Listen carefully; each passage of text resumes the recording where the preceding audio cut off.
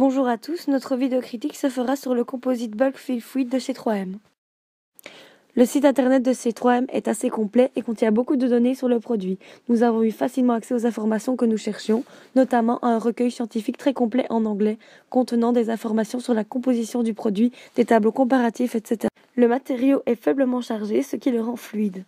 C'est grâce à cela que la manipulation générale est aisée et que son adaptation cavitaire est très bonne. Ce sont deux grandes qualités du matériau.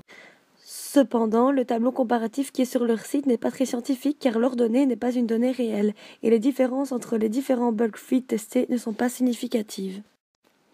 Le fait que le bulk soit peu chargé le rend moins résistant à la propagation des fissures et moins résistant à l'usure qu'un autre composite qui serait plus chargé.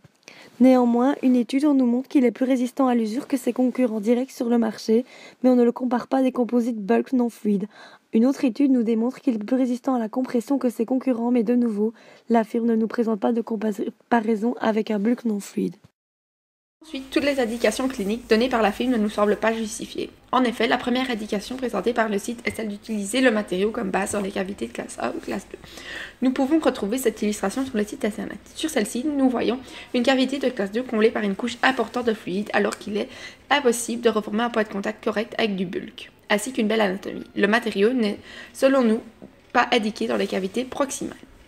La deuxième indication présentée par la firme est son utilisation en tant que liner. Le but principal d'un composite bulk est selon nous son utilisation en grosse couche. Nous ne voyons donc pas l'intérêt de l'emploi de ce matériau en tant que liner. La troisième indication que 3M nous présente est l'utilisation du produit en tant que stylène pour les plis et les fissures.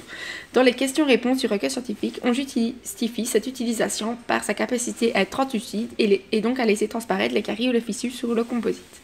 Cet argument nous semble tout à fait inutile.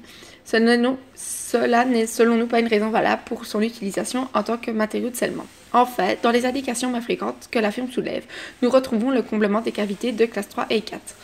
Nous ne l'utiliserons pas car il n'est pas esthétique, c'est un matériau qui est translucide et il nous paraît impossible de faire une bonne anatomie et un bon point de contact. Nous avons également soulevé comme point négatif la petite quantité de têtes du matériau. Il n'existe qu'en 4 têtes différentes, A1, A2, A3 universelles. Ceci restera le niveau d'esthétisme. Et donc, quand utiliser ce matériau ? Le matériau est indiqué selon dans les cavités de classe 1 profonde ou classe 2 dont la paroi proximale a été reconstruite en composite microhybride, car on peut polymériser jusqu'à 4 mm de matériau d'un coup, ce qui nous donne un gain de temps. Il est utile dans les cas de cavités anfractueuses où la fluidité du matériau nous permet une meilleure adaptation cavitaire, mais il doit être couvert par un autre composite pour faire une anatomie correcte à la dent. Nous ne voyons pas de gros avantages à utiliser ce produit par rapport à un composite bulk non fluide.